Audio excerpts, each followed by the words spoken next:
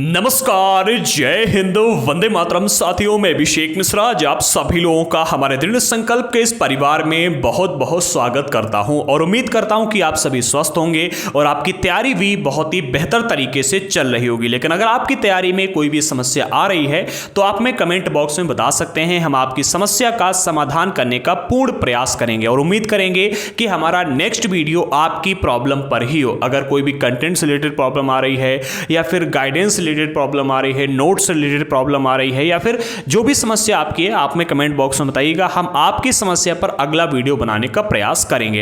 And हाँ, हमारे channel पर 1 लाख सब्सक्राइबर पूरे कंप्लीट हो चुके हैं। हमारा इतना साथ देने के लिए आप सभी का बहुत बहुत धन्यवाद। अब चूंकि हमारे चैनल पर 1 लाख सब्सक्राइबर कंप्लीट हो चुके हैं तो अब कुछ बड़े धमाके आपको हमारे चैनल पर देखने को मिलेंगे। पहला धमाका हमने कल ही जब सब्सक्राइबर कंप्लीट हुए थे कर दिया था। हम जो नोट्स आपको प्रोवाइड कर रहे थे उसके लिए हम पैसा चार्ज करते हैं, क्योंकि हमारा मानना है कि नोट्स अगर हम फ्री में प्रोवाइड कर देंगे, अगर सब कुछ फ्री में मिल जाएगा तो लोग उसकी वैल्यू नहीं करते। इसलिए हमने नोट्स का प्राइस रखा था। और चूंकि हमारे कल 1 लाख सब्सक्राइबर कंप्लीट हुए तो हमने नोट्स में एक हैवी डिस्काउंट दिया। 10% का नहीं, 20% का नहीं, पूरे 50% का डिस्काउंट नोट्स में आपको देखने को मिलेगा। हमारे एनसीईआरटी, हिस्ट्री, ज्योग्राफी और पॉलिटी के जितने भी नोट्स अवेलेबल थे हमने सभी में 50% का डिस्काउंट दे दिया। तो जिसे भी एनसीईआरटी के नोट्स लेने हैं, ये बेस्ट टाइम है एनसीईआरटी के नोट्स परचेस करने का। और अगर आपको नहीं पता है तो मैं आपको बता दूं, हमारे नोट्स प्रीमियम लेवल के होते हैं। एनसीईआरटी में एक भी टॉपिक ऐसा नहीं रह जाता है जो हमारे नोट्स में आपको देखने को ना मिले।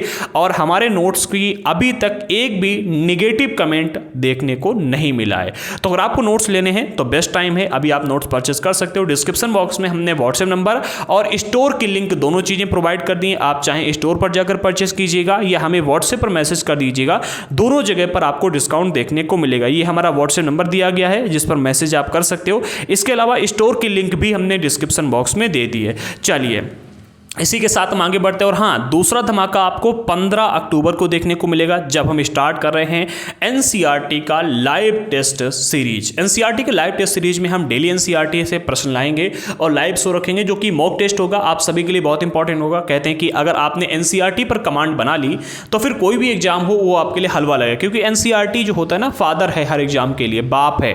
कहते हैं एनसीईआरटी बाप है, बेसिक है, ठीक है। तो एनसीईआरटी को जिसने समझ लिया, कमांड बना ली, चाहे यूपीएससी हो, बीपीएससी हो, फिर कोई भी एग्जाम की आप तैयारी कर रहे हैं, आपके लिए हर एग्जाम फिर आसान लगने लगेंगे। तैयारी करना बहुत आसान हो जाता है।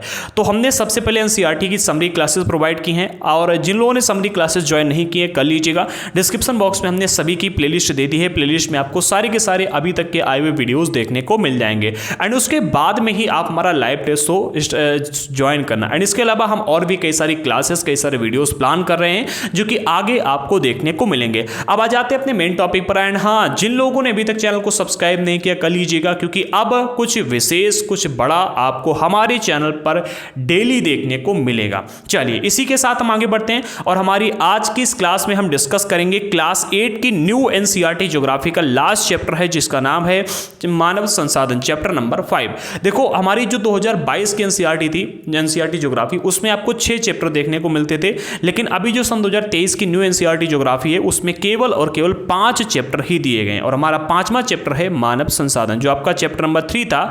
इस चैप्टर को एनसीईआरटी में रिमूव कर दिया गया है न्यू सिलेबस में। अगर आप लोग ओल्ड एनसीईआरटी पढ़ना चाहते हो तो डिस्क्रिप्शन बॉक्स में हमने प्लेलिस्ट दे दी है, जिसमें ओल्ड एनसीईआरटी की वीडियोस आपको देखने को मिल जाएंगे। तो आप अगर चाहें तो ओल्ड एनसीईआरटी को भी पढ़ सकते हैं, हमारे चैनल पर उसके भी वीडियोस मौजूद हैं। चलिए इसी के साथ हम आगे बढ़ते हैं और आज के इस चैप्टर को स्टार्ट करते हैं। अब इससे पहले कि इस चैप्टर को स्टार्ट किया जाए, हम एक बार देख लेते हैं कि चैप्टर में क्या क्या हमें पढ़ने को मिलेगा। तो चैप्टर में हमें सबसे पहले पढ़ने को मिलेगा मानव संसाधन। मानव अर्थात मनुष्य, हम आप सभी लोग। संसाधन किस प्रकार से, मानव को संसाधन क्यों कहा जाता है, बहुत बड़ा सवाल है, इस पर प्रश्न भी आ चुका है। तो सबसे पहले हम ये समझेंगे। इसके बाद में जनसंख्या का वितरण समझेंगे, पूरे विश्व में जनसंख्या का वितरण किस प्रकार से है। ओके, इसके बाद में हम समझेंगे यहाँ पर जनसंख्या का घनत्व, किस प्रकार से जनसंख्या का घनत्व, ठीक है। हम कहते हैं कि भाई जनसंख्या का घनत्व निकालो, किस क्षेत्र में कितने लोग रहते हैं, जनसंख्या का घनत्व कैसे निकाला जाता है, भारत का औसत जनसंख्या घनत्व कितना है, विश्व का औसत जनसंख्या घनत्व कैसा कितना है, कैसे निकाला जाता है, ये सब यहाँ पर हम समझेंगे। फिर हम समझेंगे जनसंख्या वितरण को प्रभावित करने वाले कारकों के बारे में, जैसे कि भौगोलिक कारक है, सामाजिक कारक है, सांस्कृतिक कारक है, आर्थिक कारक है। इन चारों कारकों को डिटेल में हम यहाँ पर डिस्कस करेंगे, फिर जनसंख्या परिवर्तन को डिस्कस करेंगे। अगर आप सन 1800 की जनसंख्या देखोगे तो सन 1800 की जनसंख्या केवल 1 अरब थी, और अगर आप आज की जनसंख्या देखोगे, पूरे विश्व की यहाँ पर बात की जा रही है, 1804 में जनसंख्या जो थी वो 1 अरब के आसपास थी। अभी अगर आप देखोगे तो ये 7, 8, 9 अरब के आसपास पहुंच चुकी है, बहुत जनसंख्या बढ़ गई है। इसे जनसंख्या विस्फोट कहा जाता है। डिटेल में इस टॉपिक को भी हम समझेंगे। जन्म दर किसे कहते हैं, मृत्यु दर किसे कहते हैं, प्रवास किसे कहते हैं, तीनों चीजों को समझेंगे। फिर जनसंख्या परिवर्तन के प्रतिरूपों को हम यहाँ पर समझेंगे। जनसंख्या परिवर्तन के प्रतिरूप कौन कौन से हैं, कैसे अलग अलग क्षेत्रों में जनसंख्या का परिवर्तन होता है। फिर जनसंख्या संगठन, बहुत ही इंपॉर्टेंट टॉपिक है, इस पर कई बार प्रश्न आ चुके हैं, इसको भी समझेंगे। और इसके बाद में हम जनसंख्या पिरामिड को समझेंगे, जो कि इसके ऊपर रीजनिंग में ज्यादा प्रश्न बनते हैं, तो इसे भी आपको समझना होगा। और इसी के साथ में हमारा चैप्टर कंप्लीट हो जाएगा। आई होप कि इससे पहले की जो हमारी क्लासेस आई हैं, क्लास 6 की, 7 की, 8 की, आपने उन सभी क्लासेस के वीडियोस को देखे होंगे। अगर आपने नहीं देखे तो अभी जाकर के देख लीजिएगा। डिस्क्रिप्शन बॉक्स में हमने प्लेलिस्ट प्रोवाइड कर दी है। हमारी न्यू एनसीईआरटी ज्योग्राफी की पिछली वीडियोस आपको उसी प्लेलिस्ट में देखने को मिल जाएंगी। कल नहीं, परसों से हम स्टार्ट करने वाले हैं। एक मिनट, कल परसों मंडे से, हाँ मंडे से स्टार्ट कर देंगे हम क्लास 9 की एनसीईआरटी ज्योग्राफी को। क्लास 9 की एनसीईआरटी ज्योग्राफी पढ़ने के लिए, बेहतर तरीके से समझने के लिए जरूरी है कि आप क्लास 6, 7 और क्लास 8 की एनसीईआरटी ज्योग्राफी को डीपली समझ लें। इसीलिए हमने कल का टाइम रखा है और परसों का भी टाइम आपको मिलेगा। जिन 2 दिनों में जिन लोगों ने अभी तक हमारी पिछली क्लासेस को ज्वाइन नहीं किया, कर लीजिएगा, ठीक से समझ लीजिएगा, ताकि आगे आने वाली जो प्रॉब्लम्स हैं एनसीईआरटी में वो आपके सामने ना आए। ठीक है, क्योंकि 9, 10, 11 जैसे से आगे बढ़ेंगे तो कठिन होती जाएगी और बेसिक बातें वहाँ पर एक्सप्लेन कर पाना थोड़ा सा मुश्किल होगा। ठीक है, चलिए हाँ, हम आगे बढ़ते हैं और आज के इस क्लास को स्टार्ट करते हैं। सबसे पहला टॉपिक हमें डिस्कस करना है आज मानव संसाधन। आखिरकार मानव संसाधन क्या है और मानव को हम संसाधन के रूप में क्यों देखते हैं, बड़ा सवाल है। इसको थोड़ा सा डीपली समझते हैं। देखो, कहा जा रहा है कि लोग अर्थात पीपुल, लोग ही एक राष्ट्र के लिए सबसे बड़े संसाधन होते हैं। क्या मानव, या फिर हम कहें लोग, या फिर कहें पीपुल, किसी भी राष्ट्र के लिए सबसे बड़े संसाधन होते हैं, कहा जा रहा है। अब प्रश्न बड़ा खड़ा होता है यहीं पर कि आखिरकार लोग किसी भी राष्ट्र के लिए संसाधन क्यों है।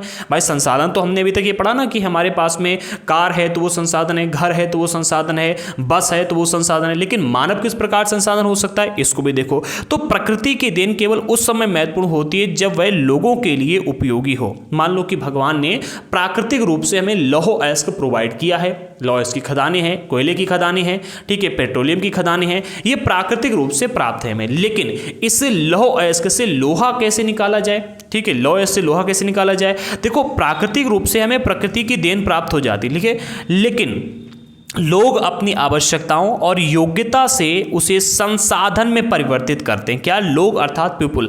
कहा जा रहा है कि प्रकृति की देन केवल उस समय महत्वपूर्ण होती है जब वह लोगों के लिए उपयोगी हो। ठीक है, हमारे पास लौह अयस्क है लेकिन हमें क्या चाहिए है, लोहा चाहिए। तो लौह अयस्क से लोहा बनाने वाला जो व्यक्ति है वो एक प्रकार से संसाधन के रूप में कार्य करेगा। ठीक है, मानव अर्थात हम आप सभी लोग अपनी आवश्यकताओं और योग्यता से उसे संसाधन में परिवर्तित करते हैं। प्रकृति की देन को, हमें पेड़ प्राप्त हुए, हमने पेड़ से लकड़ी प्राप्त की, लकड़ी निकाली और लकड़ी से गेट बनाया है, फिर चेयर बनाई है, फिर हमने टेबल बनाई, ठीक है, हमने उसे संसाधन में परिवर्तित किया, ठीक है, हमने उसे अपने लिए उपयोगी बनाया, तो हम सबसे बड़े संसाधन हैं। ठीक है, कहा जा रहा है इस प्रकार मानव ही अंतिम संसाधन है। जो मानव है यही अंतिम संसाधन है, इसीलिए मानव संसाधन कहा जाता है। ठीक है, स्वस्थ, शिक्षित और अभिप्रेरित व्यक्ति अपनी आवश्यकताओं के अनुसार संसाधनों का विकास करता है। अब अगर आप स्वस्थ हो, ठीक है, आप शिक्षित हो और आप अभिप्रेरित हो, तो आप अपनी आवश्यकता के अनुसार अपनी जो संसाधन है उनका विकास करोगे। अब मान लो कि आपके पास में लौह अयस्क की खदानें तो हैं लेकिन आप उनसे लोहा बनाना नहीं जानते। ठीक है, आपके पास में क्या है, शिक्षित आप नहीं है, आपके पास में योग्यता नहीं है, तो वो आपके लिए क्या बेकार है। भाई प्राकृतिक रूप से संसाधन तो हमें प्राप्त हुआ लेकिन उसे हमने अपने लिए उपयोगी नहीं बना पाए। ठीक है, क्योंकि हमारे पास में ना तो ज्ञान है ना ही योग्यता है। मान लो ज्ञान और योग्यता है, हम स्वस्थ नहीं है तो भी हम बेकार हैं। ठीक है, हम हमारे पास कोई भी प्रेरणा नहीं है, ठीक है, हम अभिप्रेरित नहीं है तो भी हमारे लिए बेकार है। तो स्वस्थ, शिक्षित और प्रेरित, अभिप्रेरित लोग अपनी आवश्यकताओं के अनुसार संसाधनों का विकास करते हैं, ये बात याद रखना। ठीक है, और एक बात और याद रखना कि मानव ही अंतिम संसाधन होता है, क्योंकि मानव ही सभी चीजों को संसाधन के रूप में अपनी आवश्यकता के अनुसार परिवर्तित करता है। ठीक है, आगे बढ़ते हैं। अगला पॉइंट मिलता है, भारत सरकार के अधीन एक मंत्रालय है जिसका नाम है मानव संसाधन संसाधन मंत्रालय, इसकी स्थापना 1985 में की गई थी। कब? 1985 में की गई थी। ठीक है, क्यों की गई थी? इसकी स्थापना इसलिए की गई थी ताकि लोगों के कौशल को बढ़ाया जा सके। किस लिए? लोगों के कौशल का विकास करने के लिए 1985 में भारत सरकार के द्वारा मानव संसाधन मंत्रालय की स्थापना की गई थी। यह बात ये प्रदर्शित करती है कि लोग किसी भी राष्ट्र, किसी भी देश के लिए कितने महत्वपूर्ण संसाधन हैं, क्योंकि अगर व्यक्ति शिक्षित नहीं होगा, अगर मानव शिक्षित नहीं होंगे, अगर किसी भी राष्ट्र के लोग शिक्षित नहीं होंगे तो उस राष्ट्र का विकास नहीं हो सकता। और एक बात भी कही गई कि अगर आपको किसी भी राष्ट्र को बर्बाद करना है, किसी भी देश को बर्बाद करना है, तो वहां के युवाओं को गलत आदतें लगा दो, वहां के युवा को बर्बाद कर दो, क्योंकि युवा ही उस राष्ट्र का भविष्य होते हैं। और यहां पर मानव संसाधन मंत्रालय जो है ये लोगों के कौशल को बढ़ाने का कार्य करता है। ठीक है, आगे बढ़ते हैं। अगली बात यहां पर समझो, प्रधानमंत्री कौशल विकास योजना, ये 2015 में लागू की गई थी। कब? 2015 में इस योजना का ये शुरू हुई थी और इसका उद्देश्य ये था कि 2016 से 2020 के बीच में 1 करोड़ भारतीय युवाओं को प्रशिक्षित करने का उद्देश्य इसको दिया गया था। ठीक है, 2015 में इसे स्टार्ट किया गया। ठीक है, मतलब इससे ये योजना आई 2016 से 20 तक के बीच में 1 करोड़ युवाओं को रोजगार के लिए प्रशिक्षण प्रदान करना, ट्रेनिंग प्रदान करना। ठीक है, ट्रेनिंग देने का इसका जिम्मेदारी दी गई इसको कि आपको ट्रेनिंग प्रदान करनी है। ठीक है, इस योजना का उद्देश्य ये था संभाव्य अर्थात जिस क्षेत्र में संभावनाएं हैं और मौजूदा रोजगार अर्जक, इन दोनों को, ठीक है, क्या जो मौजूदा टाइम पर लोग अपने रोजगार को कर रहे हैं, जैसे कि कोई व्यक्ति है मोबाइल ठीक करने का काम कर रहा है लेकिन उसके पास में उसकी ट्रेनिंग नहीं है, वो बेहतर तरीके से काम नहीं कर पा रहा है, या फिर हम देख रहे हैं कि एआई के क्षेत्र में काफ़ी आजकल डेवलपमेंट हो रहा है, तो एआई के क्षेत्र में मतलब डेवलपमेंट तो हो रहा है। ठीक है, संभावना है कि आगे चल करके बहुत अच्छा काम होगा, लेकिन लोगों को एआई के क्षेत्र का ज्ञान नहीं है। ठीक है, तो ऐसे क्षेत्र जहां पर संभावना है और ऐसे क्षेत्र जहां पर लोग पहले से रोजगार प्राप्त कर रहे हैं, इन क्षेत्रों में लोगों को ट्रेनिंग देना। ठीक है, जैसे कि अगर आप 2010 के टाइम पर देखोगे तो मोबाइल ठीक करने वाली जो दुकानें थी, जो शॉप थी जहां पर लोग जाकर के अपने मोबाइल ठीक करा लें,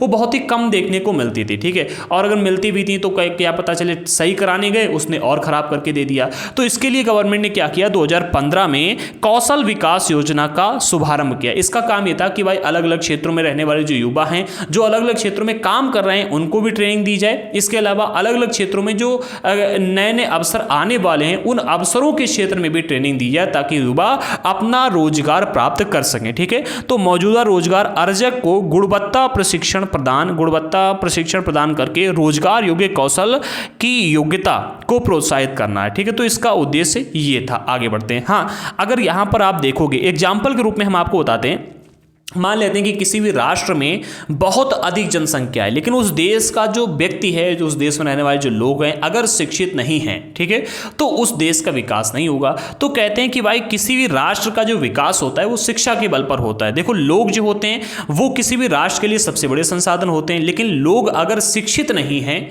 तो वहां पर उस राष्ट्र का विकास नहीं होगा। इसीलिए कहते हैं कि स्वस्थ, शिक्षित और अभिप्रेरित लोग, ठीक है, कि भाई जिज्ञासा भी होनी चाहिए आगे बढ़ने की, काम करने की प्रेरणा भी होनी चाहिए। अगर देखो आजकल अगर आप देखोगे तो ओपन प्लेटफॉर्म है यूट्यूब। ठीक है, बहुत सारे लोग वीडियोस बनाते हैं, बहुत सारे लोग पॉपुलर भी होते हैं, लेकिन कई सारे लोगों के पास में अब प्रेरणा तो है कि हाँ हमें यूट्यूब पर जाना है, वीडियोस बनाने, पैसे कमाने, लेकिन उनके पास में इसका ज्ञान नहीं कि यूट्यूब पर वीडियोस कैसे बनाए जाएं, कैसे यहाँ पर क्या है कि काम किया जाए। इसी तरह से अगर आप देखो कई सारे लोग रोजगार अपना पाना चाहते हैं अलग अलग सेक्टर्स में, ठीक है, लेकिन उनके पास में ज्ञान नहीं है। तो ज्ञान देने का काम जो है ये कर रही है प्रधानमंत्री कौशल विकास योजना। कई सारे लोग एडिटिंग का काम करते हैं आज के टाइम पर है। ठीक है, तो ये काम जो तो सिखाने का कार्य प्रधानमंत्री कौशल विकास योजना का है।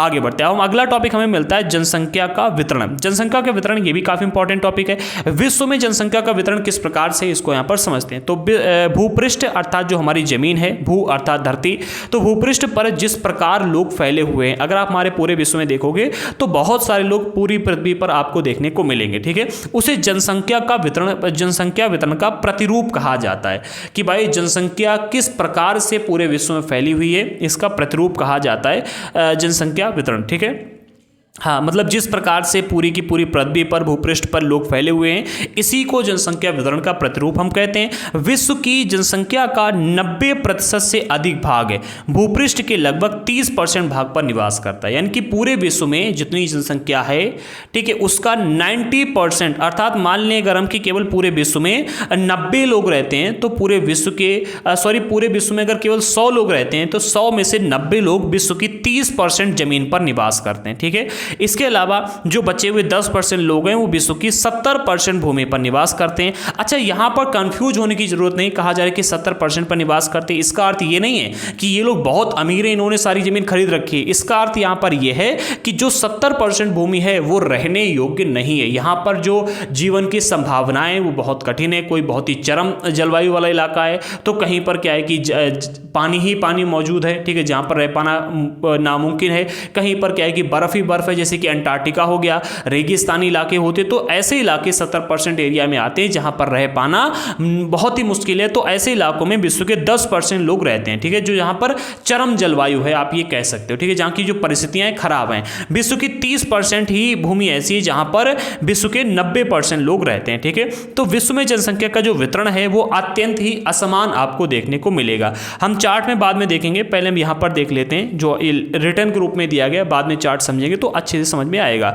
दक्षिण और दक्षिण पूर्वी एशिया, क्या दक्षिण और दक्षिण पूर्वी एशिया, इसके अलावा यूरोप और उत्तर पूर्वी उत्तर, ठीक, एक मिनट, यूरोप और उत्तर पूर्वी उत्तर अमेरिका घने बसे हुए क्षेत्र हैं। क्या कहा जा रहा है, दक्षिण और दक्षिण पूर्वी एशिया दो मान लेते हैं। ठीक है, हमारा जो एशिया का भाग है दक्षिणी और दक्षिणी पूर्वी भाग, इसके अलावा यूरोप भाग, यूरोप वाला भाग, और फिर उत्तर पूर्वी उत्तर अमेरिका। देखो अमेरिका जो है दो है, एक दक्षिणी अमेरिका एक उत्तरी अमेरिका। तो उत्तरी अमेरिका में उत्तर पूर्वी जो इलाका है ये घने बसे हुए क्षेत्र हैं। ठीक है, यहाँ पर 4 क्षेत्र बताए जा रहे हैं, एक दक्षिण और दक्षिण पूर्वी एशिया, दूसरा पूरा यूरोप और फिर उत्तर पूर्वी उत्तर अमेरिका। ये जो क्षेत्र हैं ये घने बसे क्षेत्र हैं, यहाँ पर आपको आबादी ज़्यादा देखने को मिलेगी। उच्च अक्षांशीय क्षेत्रों, उष्णकटिबंधीय मरुस्थलों, इसके अलावा उच्च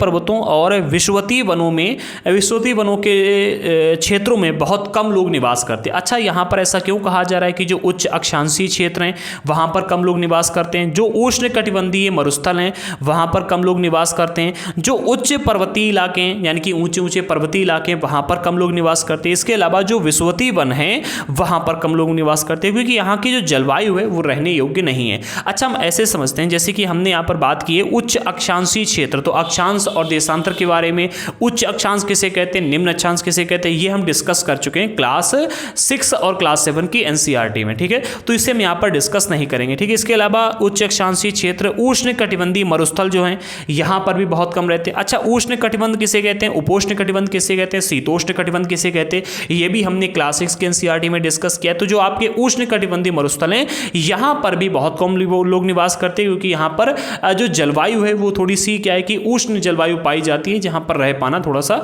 मुश्किल होता है, यहाँ पर रोजगार वगैरह नहीं लगा सकते, रहने में बहुत प्रॉब्लम होती है। इसके अलावा जो पर्वतीय इलाके हैं वहाँ पर घर बनाने में प्रॉब्लम होती है, फैक्ट्री वगैरह नहीं लगा सकते, खेती वगैरह करने में बहुत प्रॉब्लम होती है। ठीक है, तो यहाँ पर भी बहुत कम लोग रहते हैं। विषुवतीय वन जो आपको देखने को मिलते हैं विषुवत रेखा के आसपास वाले, यहाँ पर बहुत अधिक गर्मी होती है, तो यहाँ पर भी कम लोग निवास करते हैं। अच्छा, विश्व में अगर हम जनसंख्या की बात करें तो विषुवत वृत्त के दक्षिण की अपेक्षा विषुवत वृत्त के उत्तर में अधिक लोग निवास करते हैं। अच्छा, एक बार मैं बना ही लेते हैं, मैं कई बार इसे टालने का प्रयास कर रहा हूं, बट मैं आपको बना करके ही बताया था। हमारी ये पृथ्वी है, ठीक है, हमारी पृथ्वी पर आपको ये जो रेखा मिलती है इसे विषुवत वृत्त रेखा कहते हैं। विषुवत वृत्त जो रेखा होती है इसके इधर वाला इलाका कहा जाता है दक्षिणी अक्षांश और इधर वाले एरिया को कहा जाता है उत्तरी अक्षांश। ठीक है, तो हमारे विश्व की जो अधिकतर जनसंख्या आपको देखने को मिलेगी वो उत्तरी अक्षांश में देखने को मिलेगी। दक्षिणी अक्षांश में बहुत ही कम जनसंख्या देखने को मिलेगी, क्योंकि अगर आप नीचे आओगे तो यहाँ पर अंटार्कटिका वाला इलाका मिलेगा। ठीक है, यहाँ पर बहुत अधिक मात्रा में जल पाया जाता है, महासागर वगैरह हैं।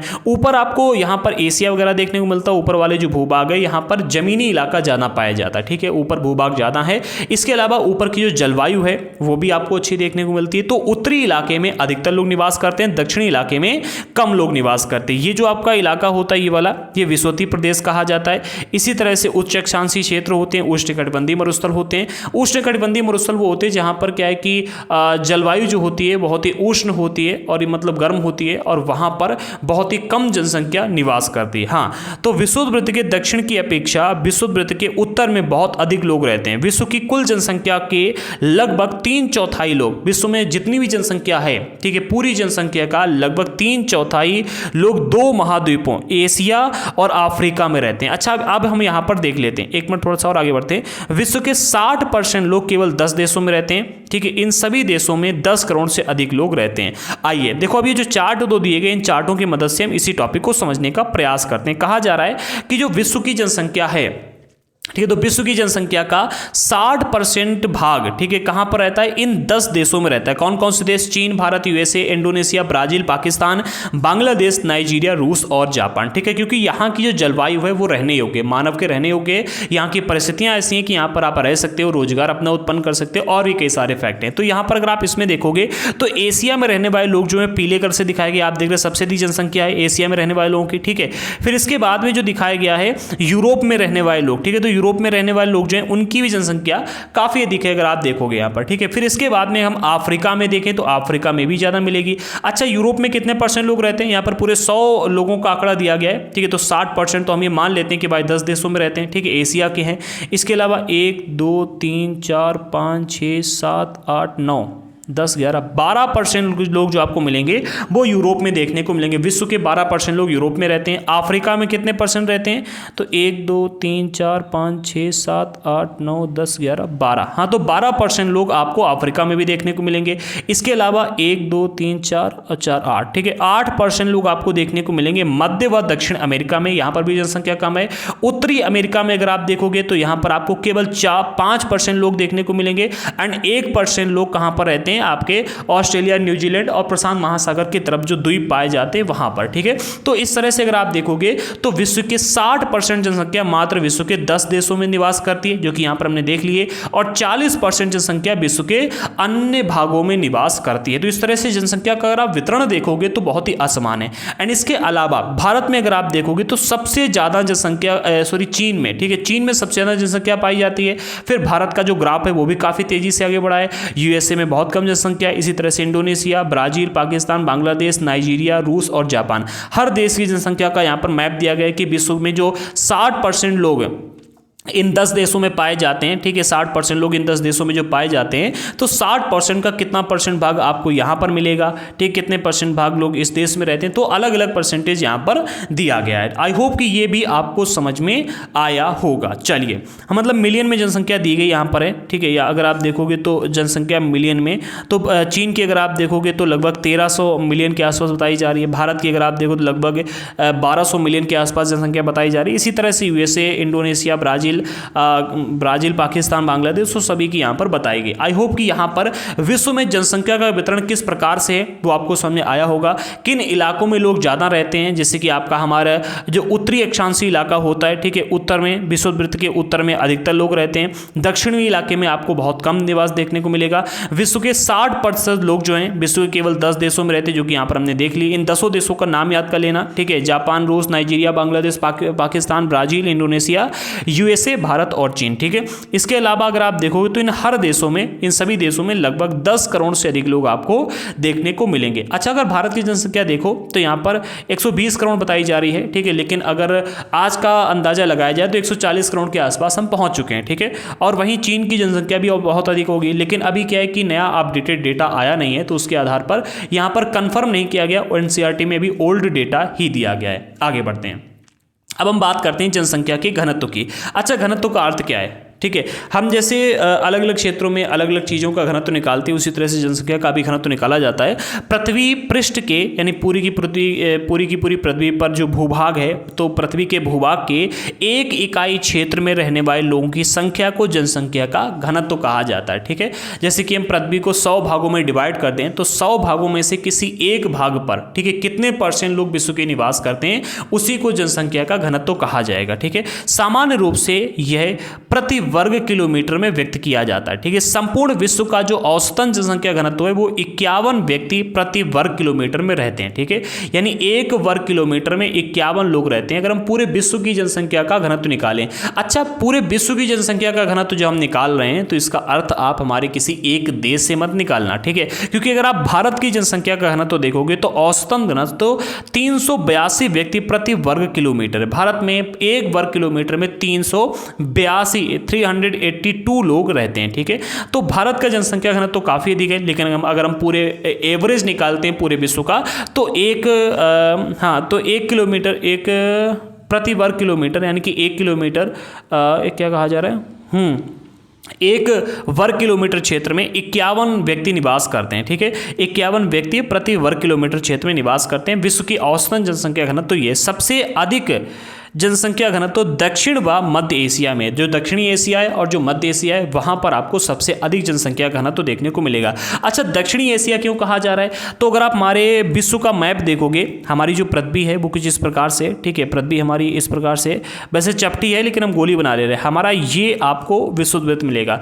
एशिया जो आपको अधिकतर देखने को मिलेगी वो यहाँ पर देखने को मिलेगी। ठीक है, एशिया कहाँ पर है, यहाँ पर है। अच्छा, एशिया का जो दक्षिणी भाग है वो यहाँ तक आता है। ठीक है, और ये वाला जो एरिया है सबसे अधिक घना बसा हुआ क्षेत्र है, इसीलिए कहा जाता है। ठीक है, क्योंकि यहाँ की जो जलवायु है वो रहने योग्य, इसीलिए एशिया का दक्षिणी इलाका जो है वो सबसे अधिक घनत्व वाला, जनसंख्या घनत्व वाला एरिया। इसके अलावा मध्य एवं दक्षिणी मध्य एशिया जो है, दक्षिण की तरफ आओगे तो मध्य एशिया का साइड जो है वो भी अधिक जनसंख्या वाला है। इसके पश्चात क्रमशः पूर्वी एशिया और दक्षिण पूर्वी एशिया में भी लोग निवास करते हैं। पूर्वी एशिया, पूर्व का साइड ये वाला है, पश्चिम का ये वाला है, उत्तर का ये वाला है, दक्षिण का ये वाला है। तो इस प्रकार से आप देख सकते हो। चैप्टर में मैप नहीं दिया गया था, अन्यथा मैं मैप के आधार पर भी यहाँ पर एक्सप्लेन कर देता। हाँ, आगे बढ़ते हैं, एक मिनट देखते हैं। पिछले चैप्टर में मैप दिया गया, उसमें एक बार हम आपको बता देते हैं जो हमने पिछला चैप्टर एक्सप्लेन किया था।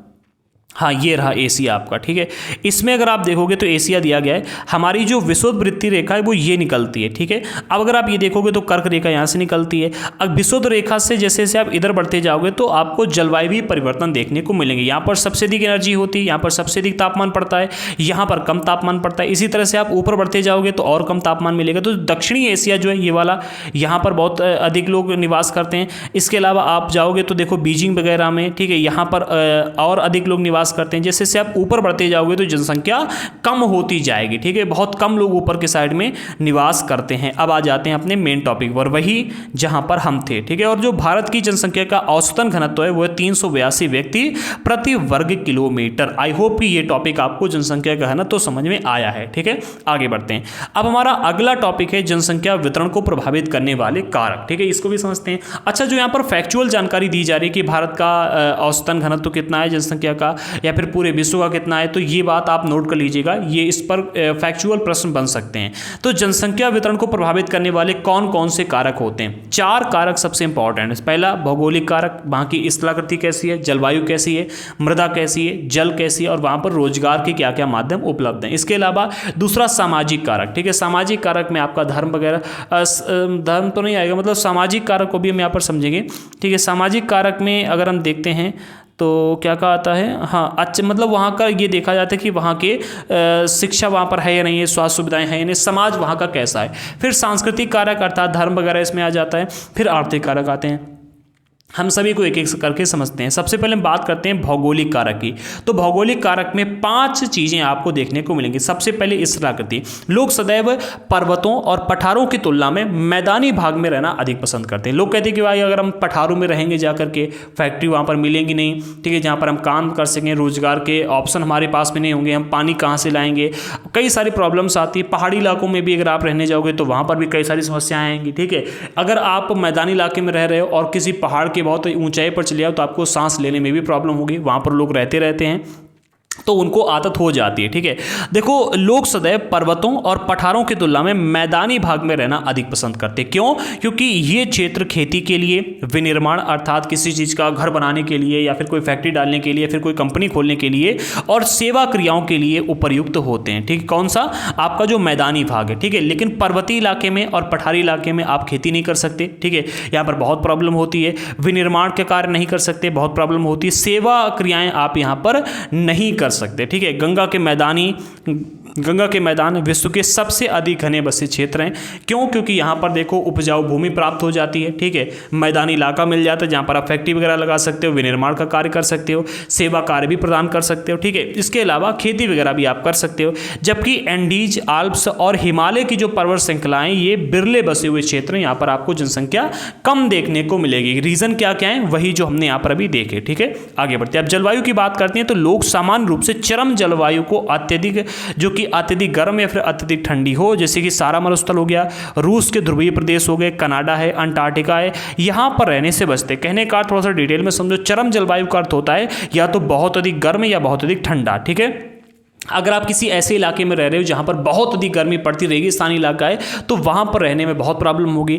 अगर आप किसी ऐसे इलाके में रह रहे हो जहां पर 24 घंटे बर्फ पड़ती रहती है, तो वहां पर भी रहने में प्रॉब्लम होगी। तो लोग ऐसे स्थान पर रहने का प्रयास करते हैं जहां की सामान्य जलवायु हो, ठीक है, जहां की सामान्य जलवायु। जैसे कि अगर आप देखोगे तो जो बहुत अधिक गर्म वाली जलवायु वाला इलाका है और जो बहुत अधिक ठंडे इलाके, वहां पर लोग नहीं रहते। सरा का मरुस्थल ले लो, बहुत अधिक गर्म है, यहाँ पर जनसंख्या विरल आपको देखने को मिलेगी, बहुत कम लोग निवास करते हैं। जो आपका ध्रुवीय प्रदेश है, ठीक है, ध्रुवीय प्रदेश, ठीक है, ध्रुवीय प्रदेश किसे कहते हैं? तो हमारी ये पृथ्वी है, ठीक है, पृथ्वी का ये वाला भाग ध्रुवीय है जहां पर बहुत अधिक ठंड पड़ती है, ये वाला भाग भी ध्रुवीय है जहां पर बहुत अधिक ठंड पड़ती है। तो यहां पर अगर आप देखोगे तो अंटार्कटिका वगैरह यहीं पर आपको देखने को मिलेगा, ध्रुवीय क्षेत्रों में, जहां पर बहुत अधिक बर्फ की चादरें जमी रहती हैं, ठीक है। यहां पर सूर्य की किरणें सीधी नहीं पहुंच पाती हैं, तो यहां पर क्या है कि ठंड बहुत अधिक पड़ती है। आगे बढ़ते हैं। तो लोग जलवायु भी एक बहुत इंपॉर्टेंट फैक्ट है इस क्षेत्र में। अब तीसरा निकल के आता है मृदा। उपजाऊ मृदाएं जो होती हैं कृषि के लिए उपयुक्त भूमि प्रदान करती हैं। अगर अच्छी मिट्टी है तो वहां पर आप खेती वगैरह कर सकते हो, ठीक है।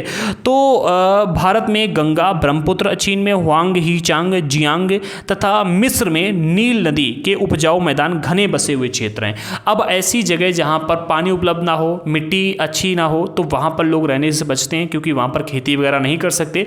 आप खेती वगैरह नहीं कर पाओगे तो खाओगे क्या, ठीक है। तो इसलिए ऐसे स्थान पर लोग रहने से बचते हैं, ठीक है, जहाँ की जो मृदा अर्थात मिट्टी जो है उपजाऊ ना हो। जहाँ पर उपजाऊ मिट्टी पाई जाती है वहाँ पर अधिक जनसंख्या आपको देखने को मिलेगी। तीसरा जो फैक्ट है वो कार्य करता है, मतलब चौथा फैक्ट है, एक मिनट, जलवायु, मृदा, और एक और कौन सा था, हाँ, स्थलाकृति, जलवायु, मृदा। चौथा आपको मिलता है जल, ठीक है, चौथा मिलता है जल। लोग उन क्षेत्रों में रहने को प्राथमिकता देते हैं जहां पर अलवड़ीय जल, जैसे कि समुद्र का जो जल होता है लवणीय है, खारा जल है, उसमें नमक की मात्रा पाई जाती है। लेकिन ऐसे क्षेत्र में लोग रहने का प्रयास करते हैं जहां पर अलवणीय जल अर्थात शुद्ध जल आसानी से उपलब्ध हो, ठीक है। विश्व की नदी घाटियां जो हैं घने बसे हुए क्षेत्र हैं, जबकि जो मरुस्थल हैं वो विरल जनसंख्या वाले क्षेत्र आपको देखने को मिलेंगे। तो लोग ऐसे स्थान पर रहने का प्रयास करते हैं जहां पर जल आसानी से उपलब्ध हो जाए। आपको पांचवा देखने को मिलता है खनिज। खनिज निक्षेपों वाले क्षेत्र जो हैं अधिक घने बसे हुए क्षेत्र हैं, जैसे कि आपका दक्षिण अफ्रीका, यहाँ पर हीरे की खदानें हैं। मध्य पूर्व में तेल की खोज ने इस क्षेत्र में लोगों को रहने के लिए प्रेरित किया। तो देखो जो खनिज निक्षेप वाले क्षेत्र हैं यहाँ पर रोजगार आसानी से मिल जाता है और जीवन थोड़ा सा आसान हो जाता है। तो ऐसे क्षेत्रों में भी लोग निवास करने को ज़्यादा पसंद करते हैं, लोग ज़्यादा रहते हैं। आगे बढ़ते, अगला पॉइंट मिलता है सामाजिक, सांस्कृतिक और आर्थिक कारक। अब इन तीनों को समझो। अगर हम आर्थिक कारक की बात करें तो औद्योगिक क्षेत्र जो होते हैं जहां पर रोजगार के अवसर मिल जाएं, रोजगार के अवसर जो प्रदान करते हैं औद्योगिक क्षेत्र, यहां पर लोग बड़ी संख्या में निवास करते हैं, इन क्षेत्रों की ओर आकर्षित होते हैं। जापान में ओसाका हो गया, भारत में मुंबई हो गया, ये दो घने बसे हुए क्षेत्र हैं। अब देखो भाई, आपको जहां रोजगार मिलेगा आप वहीं पर होगे, ठीक है। तो वही आर्थिक कारक यहां पर काम करता है भाई। ऐसे क्षेत्र जहां पर फैक्ट्रियां लगी हों या फिर जहां पर रोजगार आसानी से मिल जाए, ठीक है, जो औद्योगिक क्षेत्र होते हैं, जिनके बारे में हमने पिछले चैप्टर में पढ़ा था कि भाई औद्योगिक प्रदेश, ठीक है। तो ऐसे इलाकों में आपको अधिक जनसंख्या देखने को मिलेगी, जैसे कि हमारे भारत देश का मुंबई हो गया, ठीक है। तो यहाँ की जनसंख्या अधिक, क्योंकि यहाँ पर रोजगार के अवसर कई सारे उपलब्ध हैं, ठीक है। अगला पॉइंट मिलता है सांस्कृतिक कारक। धर्म और सांस्कृतिक महत्व वाले स्थान लोगों को आकर्षित करते हैं। भाई धर्म सबसे इंपॉर्टेंट है। देखो हम यहाँ पर जो भी कमाएंगे, जो भी खाएंगे वो यहीं पर रहेगा, लेकिन हम अपने साथ में जो लेकर के जाएंगे, ठीक है, वो होंगे हमारे कर्म, ठीक है। तो लोग ऐसे स्थान पर रहने का प्रयास करते हैं, रहने के बारे में ज़्यादा सोचते हैं जो धार्मिक स्थान हो। अब जैसे कि आप अगर हिंदू हो तो आप मक्का में तो रहने को जाओगे नहीं, ठीक है। आप कोशिश करोगे कि आपको वाराणसी में रहने को मिल जाए, क्योंकि वो हमारा धार्मिक स्थल है, ठीक है। तो देखो धर्म और सांस्कृतिक महत्व वाले स्थान जो हैं लोगों को अधिक आकर्षित करते हैं, जैसे कि आपका वाराणसी होगा, यरूशलेम हो गया, ठीक है। वेटिकन सिटी हो गया, इसके कुछ उदाहरण हैं, ठीक है, जहां पर धर्म की वजह से लोग ज़्यादा निवास करते हैं। इसके अलावा एक और कारक देखने को मिलता है, सामाजिक कारक, अच्छे आवास, शिक्षा, स्वास्थ्य सुविधाओं के क्षेत्र, अत्यधिक घने बसे क्षेत्र। देखो ऐसे स्थान जहां पर आपको मकान अच्छे मिल जाएं, ठीक है, आवास की जगह अच्छी मिल जाए, शिक्षा अच्छी मिल जाए, ठीक है, स्वास्थ्य सुविधाएं अच्छी मिल जाएं। आपने कई बार देखा होगा गाँव से लोग सिर्फ इसलिए शहर की ओर चले जाते हैं क्योंकि उनके बच्चों को उन्हें पढ़ाना होता है। वो कहते हैं कि हमारे बच्चों को हमारे गांव में शिक्षा अच्छी नहीं मिल पा रही और हम केवल अपने बच्चों को शिक्षा देने के लिए शहर की ओर जा रहे हैं, क्योंकि वहां पर उनको सामाजिक चीज़ें अच्छी देखने को मिलेंगी, अच्छे घर मिलेंगे, शिक्षा अच्छी मिल जाएगी, स्वास्थ्य सुविधाएं भी उपलब्ध होती हैं। तो इस वजह से अगर आप देखोगे ऐसे क्षेत्र जहां पर अच्छे आवास बने हो, जहां पर शिक्षा उपलब्ध हो, जहां पर स्वास्थ्य सुविधाएं हो, ये क्षेत्र अत्यधिक घने बसे हुए क्षेत्र आपको मिलेंगे। जैसे कि आपका एग्जाम्पल के रूप में पुणे हो गया, ठीक है, आज के टाइम पर तो लगभग सभी शहर जो आपको देखने को मिलेंगे वहां पर ये सारी चीज़ें उपलब्ध होती हैं। जीवन प्रत्याशा किसे कहते हैं, ठीक है, जीवन प्रत्याशा ये एक इंपॉर्टेंट फैक्ट दिया गया था, टॉपिक फैक्ट कह सकते हैं, फिर एक शब्द है जिसका अर्थ कई बार एग्जाम में आ जाता है, इसे याद रखना। यह उन वर्षों की संख्या है जिसमें औसत व्यक्ति के जीवित रहने की आशा की जाती है। अर्थात एक व्यक्ति मतलब समाज में व्यक्ति कितने उम्र तक जीवित रहता है। पहले जो व्यक्ति अर्थात इंसान है, पहले इंसान की जो जीवन प्रत्याशा थी, जीवित रहने की जो एज थी, वो 100 साल तक व्यक्ति चल जाता था। 100 साल, 105 साल, 110 साल तक लोग चलते थे। लेकिन अगर आज के टाइम में आप देखोगे तो 65-70 तक हार्ट अटैक आकर के शुगर बीपी के मरीज बन करके लोग टरक जाते हैं, निकल जाते हैं, ठीक है। ऐसा और भाई देखो हमारी जनरेशन के जो लोग हैं कहते हैं कि भाई 50 तक भी नहीं जा पाएंगे, क्योंकि फास्ट फूड इतना खा रहे हैं, क्योंकि मोबाइल इतना चला रहे हैं, डिप्रेशन में जा रहे हैं बच्चे हैं आजकल। अगर आप देखोगे शुगर बीपी की बीमारी छोटे पर से होगी, आप देखोगे 10-10 साल के बच्चे चश्मा लगाकर घूम रहे हैं, दवाइयाँ खा रहे हैं, छोटे छोटे बच्चों को बीपी शुगर की बीमारी हो गई है। तो इस वजह से जीवन प्रत्याशा जो है वो धीरे धीरे कम होती जा रही है, ठीक है। जीवन प्रत्याशा आज के टाइम में धीरे धीरे कम होती जा रही है, लेकिन एक टाइम में ये 100-100 साल तक लोग निवास करते हैं, क्योंकि उनको भोजन अच्छा मिलता था, ठीक है, दवाइयों वाला भोजन नहीं मिलता था। आजकल अगर आप देखो तो जो बच्चियां हैं वो कम उम्र में जवान हो जाती हैं, ठीक है, बच्चियां कम उम्र में जवान हो जाती हैं, उनके जो मंथ हैं वो आने लगते हैं, कई सारी चीज़ें होने लगती हैं, क्योंकि उनका खाना जो है बहुत अलग तरीके का हो चुका है, केमिकल वाला प्रोडक्ट खाते हैं बच्चे ज़्यादा। तो ये जीवन प्रत्याशा जो है धीरे धीरे कम ही होती जा रही है। तो जीवन प्रत्याशा किसे कहते हैं, यह उन वर्षों की संख्या है जिसमें औसत व्यक्ति के जीवित रहने की आशा की जाती है। औसतन व्यक्ति, ठीक है, कि भाई 80 की उम्र तक औसतन व्यक्ति हमारे देश में जीवित रहते हैं। 80 से ज़्यादा उम्र के आपको व्यक्ति हमारे यहाँ पर बहुत कम देखने को मिलेंगे, उसे जीवन प्रत्याशा कहते हैं, ठीक है। अब हम बात करते हैं जनसंख्या परिवर्तन की। जनसंख्या में परिवर्तन किस प्रकार से आ रहा है, तो जनसंख्या परिवर्तन से तात्पर्य एक निश्चित अवधि के दौरान लोगों की संख्या में परिवर्तन से है, कि भाई 10 साल बाद इतनी जनसंख्या हो जाए, 20 साल बाद इतनी जनसंख्या हो गई, 30 साल बाद इतनी जनसंख्या हो गई। देखो विश्व की जो जनसंख्या है, अगर हम पूरे विश्व की बात करें तो स्थिर नहीं रही है, ठीक है, ये कई गुना बढ़ चुकी है। अब हम पूरा आंकड़ा भी देखेंगे कि किस प्रकार से जनसंख्या विस्फोट हुआ है। ऐसा वास्तव में जन्म और मृत्यु दर की संख्या में परिवर्तन के कारण हुआ है। देखो पहले क्या था, जितनी मात्रा में बच्चे जन्म लेते थे, मृत्यु देखो जन्म दर भी अधिक थी और मृत्यु दर भी अधिक थी, और बच्चों की मृत्यु दर अधिक थी। इस वजह से उस समय जनसंख्या कम थी। मानव इतिहास की लंबी अवधि में सन 1800 तक विश्व की जो जनसंख्या थी वो धीरे धीरे बढ़ी। क्यों धीरे धीरे बढ़ी, क्योंकि सन 1800 तक बीमारियां जो थी उनको लोग पहचान नहीं पाते थे। पूरे विश्व की अगर हम बात करें, ठीक है, मतलब कई सारी बीमारियां थी जिनका इलाज लोग नहीं ढूंढ पाए। इसके अलावा भोजन की भी जो तो कमी बनी रहती थी, बच्चे जन्म लेते थे बड़ी मात्रा में और उनकी मृत्यु हो जाती थी, ठीक है। ऐसा इसलिए था क्योंकि वहाँ पर उन्हें उचित स्वास्थ्य सुविधाएं उपलब्ध नहीं थी, सभी लोगों के लिए पर्याप्त भोजन भी उपलब्ध नहीं था। दो इंपॉर्टेंट आपको फैक्ट मिलेंगे। आखिरकार लोग जब बड़ी संख्या में जन्म लेते थे तो बचते क्यों नहीं थे, उनकी मृत्यु भी क्यों हो जाती थी। रीज़न क्या था, क्योंकि स्वास्थ्य सुविधाएं उपलब्ध नहीं थी, दवाइयाँ उपलब्ध नहीं थी, बीमारियों की पहचान नहीं कर पाते थे, और दूसरा भोजन, ठीक है। अगर आप हमारे भारत देश में देखोगे तो जब अंग्रेज आए, ठीक है, तो अंग्रेज यहाँ पर आए, धीरे धीरे उनको बीमारियां होने लगी, हमारे भारत में बीमारियां होने लगी, ठीक है। अच्छा बीमारी क्यों हो रही थी वो इस बात का पता नहीं लगा पा रहे थे। हमारे यहाँ के वैद्य दवाइयाँ देते थे तो वो ठीक हो जाते थे। बीमारियां हो रही थी मच्छर के काटने की वजह से, जैसे कि मलेरिया है, ठीक है, मलेरिया है, मलेरिया बीमारी बहुत तेजी से फैलने लगी। तो अंग्रेजों ने कहा कि भाई ये इन भारत के जो लोग हैं ये गंदे रहते हैं, इनकी गंदी वजह से बीमारियां हो रही हैं। फिर एक अंग्रेज ने खोज की, पता लगाया, तो उन्हें पता चला कि ये एक मच्छर की काटने की वजह से हो रही है।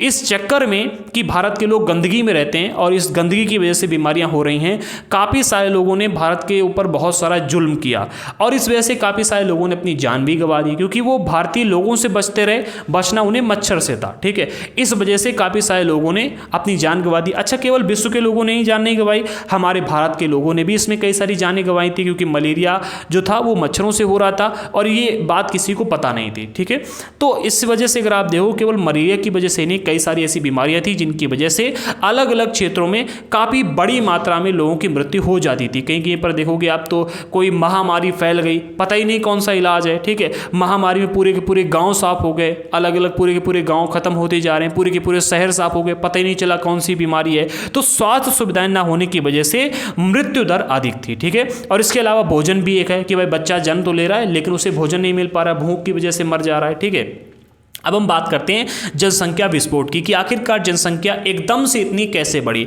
तो सन 1800 में विश्व की जनसंख्या जो थी वो 1 अरब हो गई थी। कितनी? 1 अरब हो गई थी सन 1804 में। 150 वर्षों के बाद में, 150 साल के बाद में 1959 में अगर आप देखोगे, लगभग 150 वर्ष, ठीक है, अगर आप देखो थोड़ा सा आगे पीछे मिल जाएगा, एक आंकड़ा दिया जा रहा है यहाँ पर है, तो लगभग 150 वर्षों के बाद में विश्व की जनसंख्या 3 अरब पहुँच गई, अर्थात 3 गुनी बढ़ गई।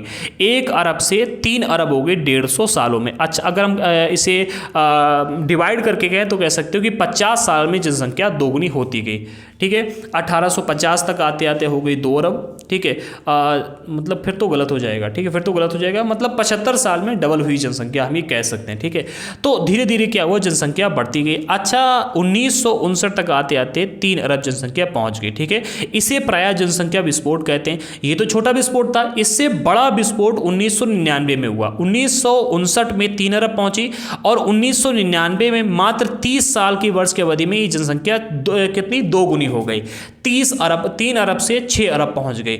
1959 में जनसंख्या जो थी पूरे विश्व की 3 अरब थी और 1999 में 6 अरब पहुंच गई। इसे जनसंख्या का विस्फोट कहा जाता है। ठीक है, कि एकदम से जनसंख्या इतनी बढ़ गई। इस वृद्धि का जो मुख्य कारण था, पहला कारण था खाद्य आपूर्ति, अर्थात भोजन मिलना। ठीक है, जो लोग भूखों मर जाते थे अब भूखों नहीं मरने लगे। इसके अलावा औषधियों के कारण, ठीक है, अब धीरे धीरे क्या है कि बीमारियों की खोज की जाने लगी और उसकी दवाइयां बनाई जाने लगी। तो औषधियों के कारण भी जो लोग हैं उनकी मृत्यु की दर कम हो गई। अब जब मृत्यु दर कम हो गई तो जनसंख्या जो थी, लोगों की जनसंख्या थी जो विश्व की, वो बढ़ने लगी। ठीक है, जबकि जन्म दर अभी भी बिल्कुल मतलब बहुत अधिक था। जन्म तो बड़ी मात्रा में पहले भी लोग ले रहे थे और अब भी लोग ले रहे हैं। ठीक है, सन 1800 में भी जन्म दर जो था वो उतना ही था और सन 1999 में भी जन्म दर उतना ही था। लेकिन सन 1800 में मृत्यु दर भी बहुत हाई था, क्योंकि बीमारियां आती थी बहुत सारी, पता नहीं चल पाता था और भूख भी मतलब क्या है कि लगती थी और भोजन नहीं मिल पाता था। इस वजह से लोग मर जाते थे। लेकिन 1999 तक आते आते बीमारियों का पता लगाया जाने लगा, उसका इलाज होने लगा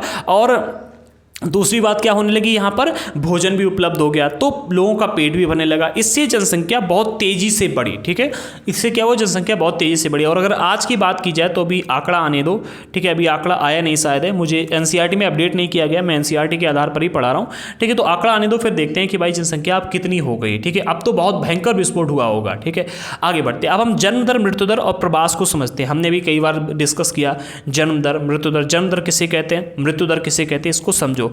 जन्मों को साधारणता जन्म दर में आंका जाता है। ठीक है, जन्म दर अर्थात प्रति 1000 व्यक्तियों पर जीवित जन्मों की संख्या में मापा जाता है। अर्थात किसी राज्य में या किसी देश में 1000 बच्चों ने जन्म लिया। ठीक है, 1000 बच्चों में कितने व्यक्ति जीवित रहे, ठीक है, उसे कहा जाएगा जन्म दर। कि भाई यहाँ का जो जन्म दर है 900 है। ठीक है, यहाँ पर 1000 बच्चे जन्म लेते हैं लेकिन उसमें 900 बच्चे ही बच पाते हैं। ठीक है, इसे कहा जाएगा जन्म दर। अर्थात जन्म दर जो होता है प्रति 1000 व्यक्तियों में जीवित जन्मों की संख्या से मापा जाता है। ठीक है, जीवित जन्मों की संख्या में मापा जाता है कि भाई 1000 बच्चों ने जन्म लिया, इसमें कितने बच्चे जीवित रहे। और मृत्यु दर को 1000 व्यक्तियों पर मृतकों की संख्या में मापा जाता है कि भाई 1000 बच्चों मतलब 1000 व्यक्ति थे, 1000 व्यक्तियों में से कितने व्यक्ति मरे। ठीक है, भाई जितने भी व्यक्ति हैं, ठीक है, इसमें क्या है कि मृत्यु दर को 1000 व्यक्तियों पर मृतकों की संख्या में मापा जाता है कि भाई इस गांव में 1000 व्यक्ति रहते थे और 1000 में से इस वर्ष कितने व्यक्ति मरे। ठीक है, तो उसे इसमें मापा जाएगा। ठीक है, किसी क्षेत्र विशेष में लोगों के आने को प्रवास या फिर आने या जाने को प्रवास कहा जाता है। अच्छा, प्रवास जो होता है दो तरीके का होता है, एक उत्प्रवास होता है, एक अप्रवास होता है। कुछ उत्प्रवासी होते हैं, कुछ अप्रवासी होते हैं, तो दोनों को समझेंगे आगे चल करके। आपने यहाँ पर जन्म दर और मृत्यु दर को समझ लिया। अब हम बात करते हैं प्राकृतिक वृद्धि दर किसे कहते हैं, फिर प्रवास को भी समझेंगे। तो जन्म और मृत्यु जनसंख्या परिवर्तन के प्राकृतिक कारक हैं भाई, प्राकृतिक कारण है भाई। जन्म जो होगा वो भी प्राकृतिक रूप से होगा, मृत्यु जो होगी वो भी प्राकृतिक रूप से होगी, ठीक है। तो देखो भाई, हम आप अपने माँ बाप को चुन नहीं सकते हैं, ठीक है। हाँ, वो बात अलग है कि हम बच्चे पैदा ही ना करें तो इससे जनसंख्या घटती चलेगी, लेकिन जन्म और मृत्यु ये प्राकृतिक कारक हैं, हम बच्चों को बना नहीं सकते, ठीक है। बच्चों को बना नहीं सकते, उसे जन्म लेना ही पड़ेगा। अब बात अलग है कि भाई हम टेस्ट ट्यूब बेबी सेंटर खोल लेते हैं या फिर कुछ और, मतलब टेक्नोलॉजी आ चुकी है, अब टेक्नोलॉजी आ चुकी है, लेकिन ये प्राकृतिक कारक हमेशा से रहेंगे, ठीक है। एक देश में जन्म दर और मृत्यु दर के बीच के अंतर को प्राकृतिक वृद्धि दर कहा जाता है। किसी भी देश में या फिर हम कहें विश्व में, देखो किसी भी देश के जन्म दर और मृत्यु दर के बीच का जो अंतर होगा, ठीक है, कि भाई हर साल 1000 बच्चे जन्म लेते हैं और 500 लोगों की मृत्यु हो जाती है, ठीक है। 500 लोगों की मृत्यु हो जाती है। अब बच्चों की मृत्यु हो रही है, फिर वृद्धों की मृत्यु हो रही, इससे यहाँ पर बात नहीं पड़ेगी, ठीक है। 1000 बच्चे जन्म ले रहे हैं, ठीक है, और हर साल 500 लोगों की मृत्यु हो रही है, तो इस देश की प्राकृतिक वृद्धि दर कितनी होगी? 500, क्योंकि यहाँ पर हर साल 500 जो हैं बच्चे बढ़ रहे हैं, ठीक है। हर साल 500 लोग मर रहे हैं, क्योंकि 1000 लोग हर साल जन्म ले रहे हैं, उनमें से केवल 500 लोग ही मर रहे हैं, तो यहाँ की प्राकृतिक वृद्धि दर कितनी होगी? 500 होगी, ठीक है। आगे बढ़ते, विश्व में जनसंख्या के बढ़ने का मुख्य कारण प्राकृतिक वृद्धि दर का तीव्रता से बढ़ना है। अच्छा, यहाँ पर थोड़ा सा डिटेल में समझो, दो चीजें बताई जा रही हैं, किसी देश में जनसंख्या का बढ़ना और पूरे विश्व में जनसंख्या का बढ़ना।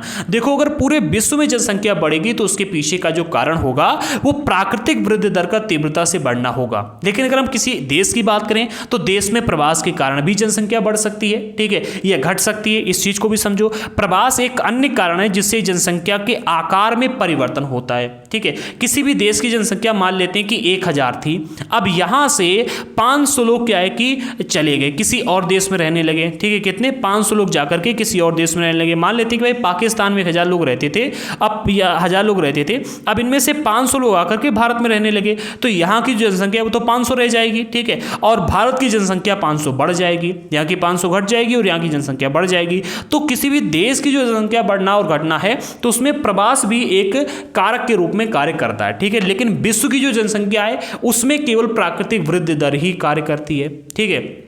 अच्छा, विश्व में ये प्रवास क्यों नहीं कार्य करता? क्योंकि विश्व में हमारी पूरी पृथ्वी आ जाती। अब पृथ्वी के बाहर से आप तो किसी को लेकर के आओगे नहीं भाई, एलियन की हम बात करते हैं लेकिन अभी तक किसी ने एलियन को देखा तो है नहीं, ठीक है। तो विश्व में कहीं से भी लोग नहीं आ सकते हैं। विश्व में अगर जनसंख्या बढ़ेगी या घटेगी तो उसके पीछे कार्य करेगा प्राकृतिक वृद्धि दर। लेकिन अगर किसी देश में जनसंख्या बढ़ रही है या घट रही है तो उसके पीछे प्रवास एक अन्य कारण हो सकता है, ठीक है। आगे बढ़ते, तो प्रवास एक अन्य कारण है जिससे जनसंख्या के आकार में परिवर्तन होता है। लोग एक देश में अथवा देशों के बीच में एक स्थान से दूसरे स्थान पर जा सकते हैं। उत्प्रवासी वे लोग होते हैं जो देश को छोड़कर जाते हैं, जैसे कि आपके देश से कई सारे लोगों रोजगार के अवसर में आप देखोगे अमेरिका में, चाइना में या फिर जापान में, अलग अलग देशों में, ऑस्ट्रेलिया में जॉब के लिए चले गए।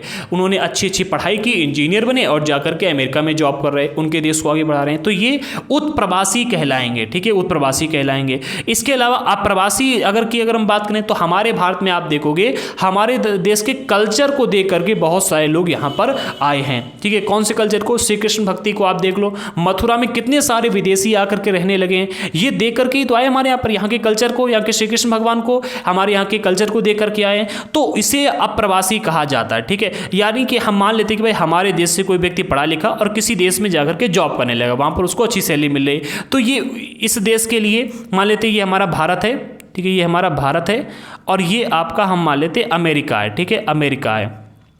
यहाँ पढ़ा लिखा और यहाँ पर चला गया, तो ये व्यक्ति यहाँ के लिए होगा क्या? उत्प्रवासी, ठीक है, और यहाँ के लिए होगा अप्रवासी। अब मान लेते कि अमेरिका की कुछ महिलाएं हैं, कुछ पुरुष हैं जो कि भारत में भक्ति को देख करके आ गए, तो ये यहाँ के लिए हो जाएंगे उत्प्रवासी और हमारे देश के लिए हो जाएंगे अप्रवासी, ठीक है। तो अप्रवासी किसे कहते हैं, उत्प्रवासी किसे कहते हैं? आई थिंक आप इसे समझ के, उत्प्रवासी वे लोग होते हैं जो देश को छोड़कर जाते हैं, अब वो देश कोई भी हो, ठीक है, और अप्रवासी वे लोग होते हैं जो देश में आते हैं। ठीक है, किसी भी देश में जाएं, ठीक है। तो इस प्रवास की वजह से भी जनसंख्या में परिवर्तन होता है। सूडान एक ऐसा देश है जिसमें लोगों के बाहर चले जाने अथवा उत्प्रवास के कारण क्या हुआ है, जनसंख्या में भयंकर कमी का अनुभव किया गया है। अच्छा, यहां से बाहर क्यों लोग गए, इसके पीछे के और कई सारे कारण होंगे जो कि आपको जब हम आगे बढ़ेंगे तो डिस्कस करेंगे, ठीक है। आगे के क्लासों में हम डिस्कस करेंगे सूडान के बारे में, नहीं तो कोई और देश के बारे में। यहाँ पर क्या है कि रोजगार के अवसर नहीं मिल रहे होंगे, या फिर यहाँ का कल्चर ठीक नहीं होगा, या फिर यहाँ पर कोई ना कोई सामाजिक कारक होंगे जिस वजह से लोग यहाँ पर नहीं रहे। संयुक्त राज्य अमेरिका की अगर हम बात करें, ऑस्ट्रेलिया की अगर हम बात करें, तो ये ऐसे देश हैं जहाँ पर भीतरी प्रवास अथवा अप्रवास के कारण यहाँ की जनसंख्या बढ़ी है। यहाँ पर बाहर से आकर के लोग रहने लगे। अच्छा, संयुक्त राज्य अमेरिका की जनसंख्या क्यों बढ़ी? क्योंकि संयुक्त राज्य अमेरिका ने हैवी सैलरी देकर के लोगों को अपने यहाँ पर, टैलेंटेड लोगों को, विश्व के जितने भी टैलेंटेड लोग हैं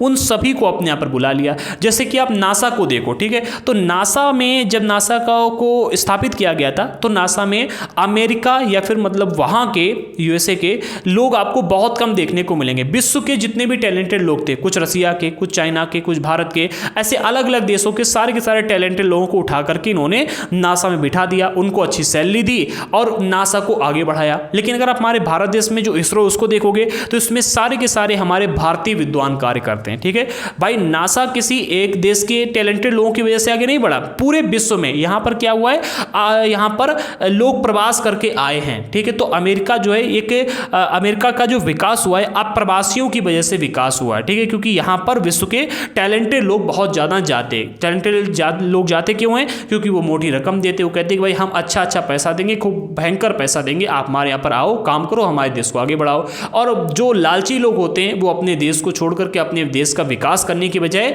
विदेशों में जाकर विकास करने लगते हैं, ठीक है। अब बहुत सारे ऐसे लोग हैं जिन्होंने नासा का ऑफर ठुकरा करके इसरो में काम करने के लिए स्वीकार किया, कहा कि भाई हम कम सैलरी पर इसरो में काम करेंगे, लेकिन नासा में जाकर काम नहीं करेंगे। उनको हमारे देश में इज्जत भी दी जाती है, ठीक है।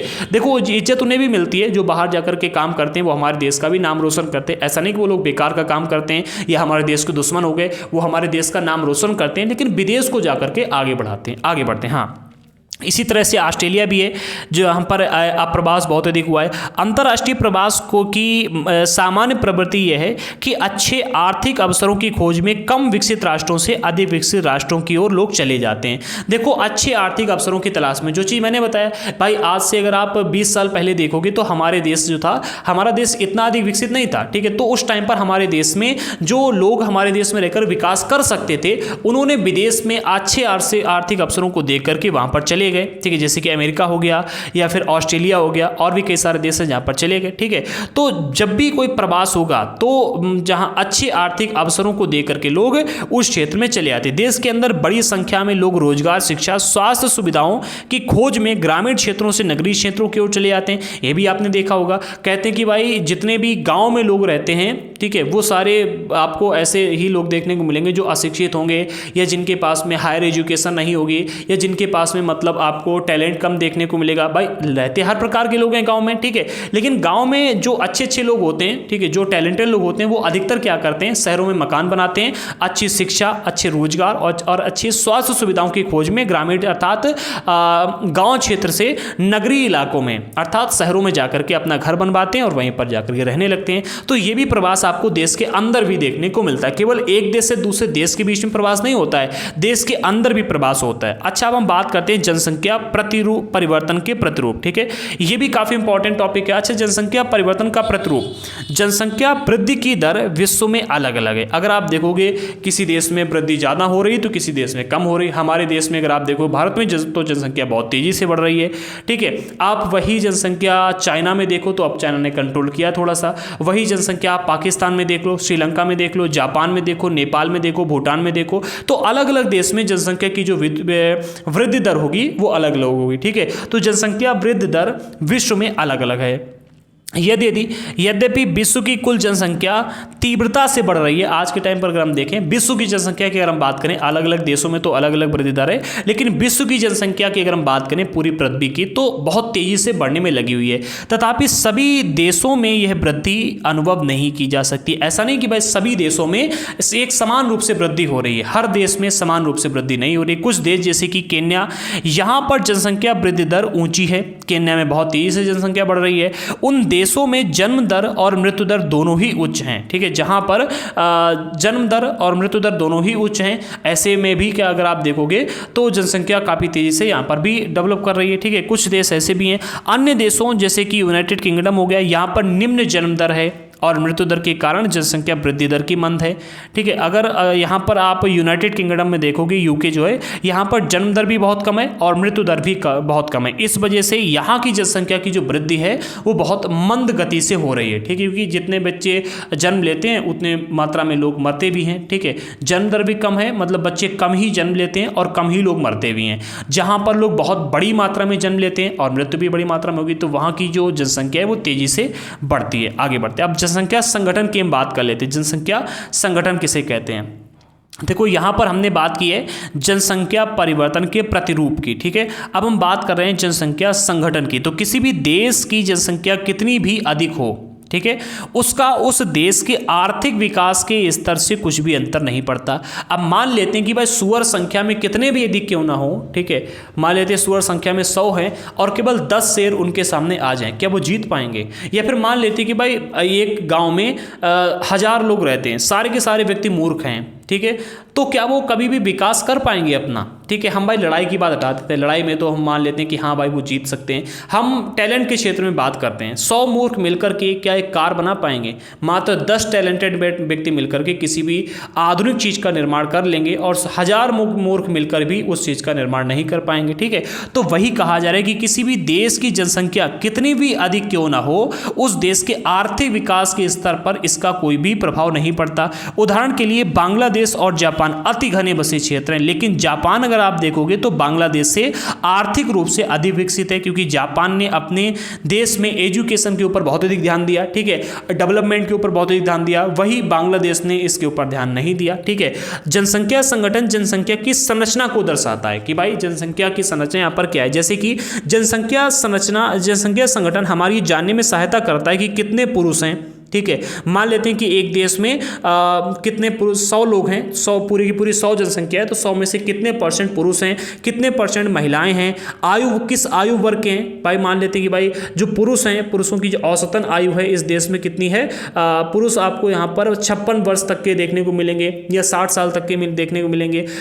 50 से 60 साल की जो महिलाएँ हैं वो 5% पाई जाती हैं, या 25 से 45 साल के जो युवा है वो यहाँ पर आपको ज़्यादा देखने को मिलेंगे, या बच्चे ज़्यादा देखने को मिलेंगे, ठीक है। किस आयु वर्ग के हैं, स्त्री हैं या पुरुष हैं, ठीक है। इसके अलावा शिक्षित हैं या फिर शिक्षित नहीं हैं, ये भी जनसंख्या संगठन जो है ये हमारी जानने में सहायता करता है, ठीक है। इसके अलावा वे किस प्रकार के व्यवसाय में लगे हुए हैं, या तो ऐसा तो नहीं भाई पहले कहते थे कि India is a agricultural country, पहले भारत को एक खेतीहर देश कहा जाता था। हमारे देश में खेती बहुत बड़ी मात्रा में होती थी, लेकिन आज हम ट्रेड भी बड़ी मात्रा में करते हैं, IT सेक्टर भी हमारे यहाँ पर बड़ी मात्रा में, हमारे पास कई सारी फैक्ट्रियाँ भी हैं, तो आज हम कई सेक्टर्स में काम कर रहे हैं। लेकिन अगर आप बहुत समय पहले देखोगे तो हम केवल खेती किया करते। तो हम ये भी देख सकते हैं जनसंख्या संगठन में कि यहाँ पर लोग किस प्रकार के व्यवसाय करते हैं, शिक्षित हैं या नहीं है, ठीक है। भाई किसी भी देश का विकास इसी बात पर डिपेंड करता है कि आपके यहाँ के लोग शिक्षित हैं या नहीं है। तो हम ये जनसंख्या संगठन में शिक्षा को भी देख सकते हैं, उनकी आय देख सकते हैं।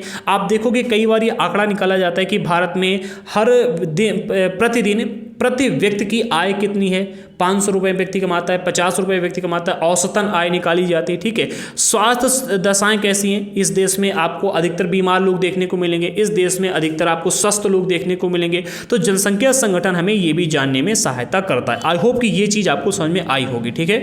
जनसंख्या संगठन हमें क्या क्या जानने में मदद करता है? सबसे पहला, कितने पुरुष हैं, कितनी महिलाएं हैं, किस आयु वर्ग के हैं, शिक्षित हैं या नहीं है, किस लेवल की शिक्षा यहाँ पर दी जाती है, ठीक है। जैसे कि पाकिस्तान की अगर आप शिक्षा देखोगे तो मैंने कई सारे वीडियोस देखे जो वहाँ पर हिस्ट्री है सब गलत पढ़ाते हैं। कहते हैं कि हमने कारगिल का युद्ध जीता, हमने 71 के युद्ध में भारत की मुझे तो ऐसी कम तैसी कर दी, भारत हमारा दुश्मन है, ये है वो, सब यही पढ़ाया जाता वहाँ पर कभी भी मतलब सही इतिहास नहीं पढ़ाया जाएगा। इसके अलावा अगर आप देखोगे तो और भी ज्योग्राफी भी कई सारी चीज़ें गलत पढ़ाई जाती हैं। तो शिक्षा का लेवल क्या है एंड शिक्षा किस प्रकार की दी जाती है, वहाँ के व्यवसाय क्या क्या हैं। जैसे कि अगर आप देखो तो किसी देश में ऑयल से रिलेटेड ज़्यादा व्यवसाय होते हैं, हैं, ठीक है, और तेल के कुएं होते हैं। किसी देश में आईटी के सेक्टर में ज़्यादा व्यवसाय होते हैं, ठीक है। किसी देश में अगर आप देखोगे तो डॉक्टरी लाइन में कई सारे व्यवसाय होते हैं। कोई देश कपड़े बनाने के क्षेत्र में अधिक काम करता है, कोई देश लौह अयस्क के क्षेत्र में काफ़ी अधिक काम करता है। तो अलग अलग देश के अलग अलग व्यवसाय भी होते हैं, आय भी अलग अलग होती है कि भाई अगर आप हमारे भारत देश में देखोगे तो आय कम है, वहीं अगर आप चीन में देखोगे तो वहाँ की आय अलग मिलेगी, वहीं आप अगर अमेरिका में देखोगे तो प्रति व्यक्ति जो आय होगी वो अलग होगी। स्वास्थ्य सुविधाएं भी अलग अलग होती हैं। आगे बढ़ते हैं, अब हम बात करते हैं जनसंख्या पिरामिड या फिर आयु लिंग पिरामिड की। ये भी काफ़ी इंपॉर्टेंट है, इस पर भी प्रश्न बनता रहता है, इसको समझो।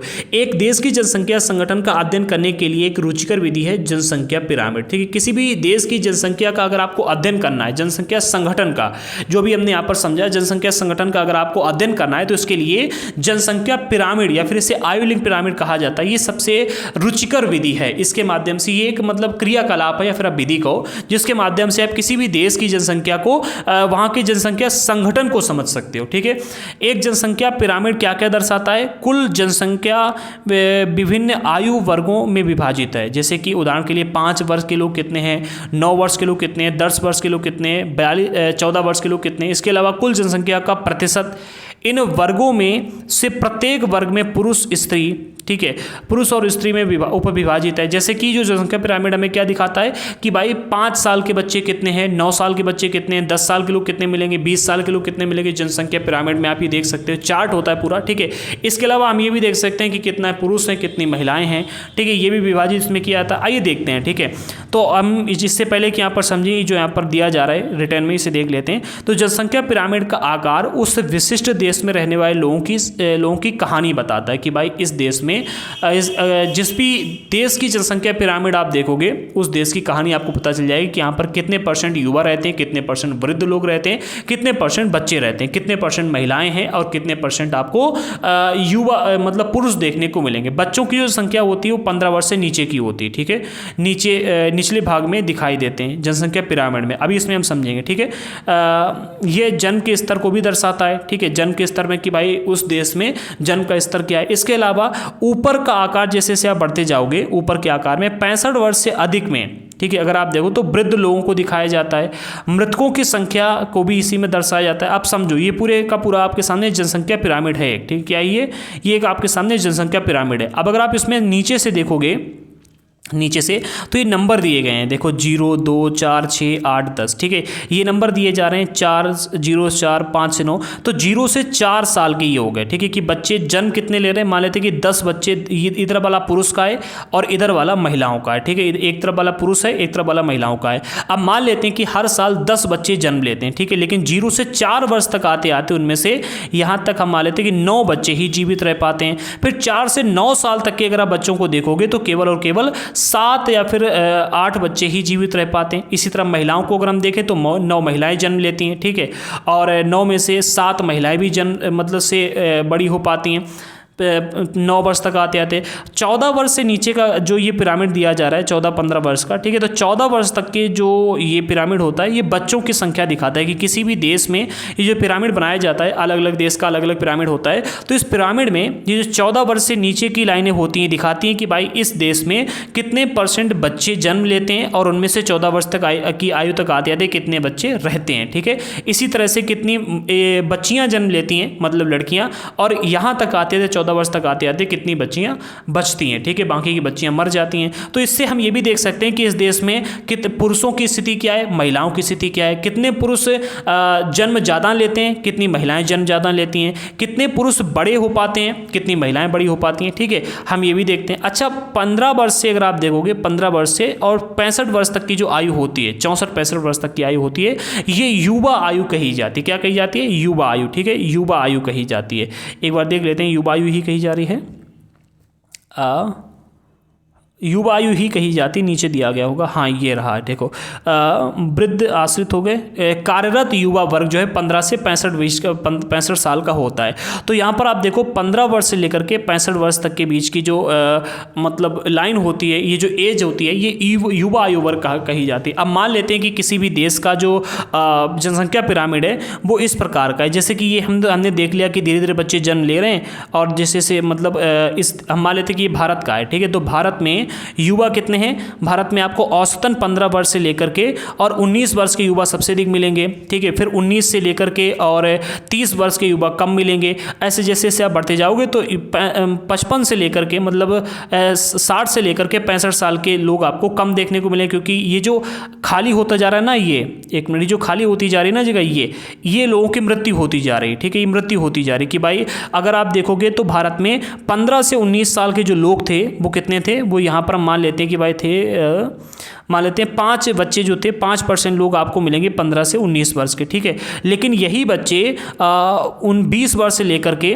ठीक है, और 30 वर्ष तक पहुँचते पहुँचते कितने रह गए हैं? 5 में से 4 ही रह जाते हैं, ठीक है। एक व्यक्ति की मौत हो जाती है। तो धीरे धीरे युवा जो आयु वर्ग है वो कम होता जाता है। फिलहाल जनसंख्या पिरामिड जो है ये दिखाता है कि किसी भी देश में कितने % बच्चे हैं, ठीक, कितने % बच्चे हैं जन्म लेते हैं, कितने % बच्चे उनमें से कितने बचते हैं, जन्म दर कैसी है, युवा किस देश में कितने पाए जाते हैं। हमारे देश को कहा जाता है कि युवाओं का देश है। हमारे देश का जो पिरामिड है वो यहाँ पर बहुत चौड़ा है, ठीक है, वो यहाँ पर बहुत चौड़ा है, ठीक है, यहाँ पर ऐसा है हमारे देश का पिरामिड, ठीक है। हमारे देश में युवा बड़ी मात्रा में पाए जाते हैं, फिर धीरे धीरे जाते जाते ऐसे यहाँ पर कमजोर होता है। युवा हमारे देश में सबसे ज़्यादा पाया जाता है, ठीक है। आगे बढ़ते, युवाओं का देश हमारा कहा जाता है। वहीं जो आपकी ये 65 वर्ष से ऊपर की लाइन होती है, ये वृद्ध की बताती है, ठीक है, कि हमारे देश में बुजुर्ग कितने निवास करते हैं। हमारा देश या फिर कोई भी देश जिसकी लाइन सबसे पतली होती है, अर्थात इस देश में बुजुर्ग बहुत कम रहते हैं। अब जैसे कि अगर आप देखोगे तो बच्चों ने इतना जन्म लिया था, 9 बच्चे जन्म लिए थे, ठीक है, और यहाँ तक पहुँचते पहुँचते मात्र 2, ठीक है, 60 साल के 2 लोग बचे हैं।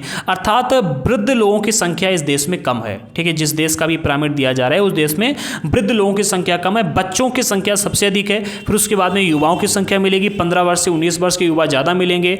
वहीं अगर हम आप बात करें 30 वर्ष से लेकर के 35 वर्ष के युवाओं की तो वो कम मिलेंगे। 45 से 50 वर्ष के जो होंगे वो लोग कम मिलेंगे। तो ये चीज़ें जनसंख्या पिरामिड दर्शाता है। एंड इसके अलावा इधर स्त्रियों की बात की गई, इधर पुरुषों की बात की गई। तो आप यहाँ पर इस जनसंख्या पिरामिड के माध्यम से किसी भी देश के युवाओं, किसी भी देश के बच्चों और किसी भी देश के जो वृद्ध लोग होते हैं उनके बारे में जान सकते हो। एंड इसके अलावा एक पिरामिड बनाया जाता है शिक्षित लोगों का, कि इस देश में शिक्षित लोगों की संख्या कितनी है, ऐसा ही वो भी पिरामिड बनाया जाता है। महिलाएं शिक्षित कितनी है वो भी पिरामिड बनाया जाता है। जनसंख्या पिरामिड एक देश में आश्रित लोगों की संख्या भी बताता है। युवा आश्रित लोग जो होते हैं 15 वर्ष से कम आयु के होते हैं, जो कि आप ही देख सकते हो, ठीक है, 15 वर्ष से कम आयु के। वृद्ध आश्रित लोग जो होते हैं 65 वर्ष से अधिक आयु के, जो 65 वर्ष से अधिक आयु के लोग होते हैं उन्हें वृद्ध की श्रेणी में रखा जाता है, ठीक है। कार्यरत युवा वर्ग जो है वो 15 से 65 वर्ग के लोगों का है, ठीक है। आर्थिक रूप से सक्रिय वर्ग में इसे रखा जाता है, जो कि देश को आगे बढ़ाता है, ये युवा वर्ग होता है, ठीक है। तो ये जिस भी देश का मैप यहाँ पर दिया गया, चार्ट दिया गया, वहाँ पर युवाओं की संख्या धीरे धीरे कम होती जाती है, ठीक है। अधिकतर युवा जो हैं 60 साल तक नहीं हो पाते। यहाँ पर अगर आप देखोगे एवरेज आयु जो है वो कम दिखाई यहाँ पर जा रही है, ठीक है। तो आई होप कि ये टॉपिक आपको समझ में आया होगा, जनसंख्या पिरामिड को समझना।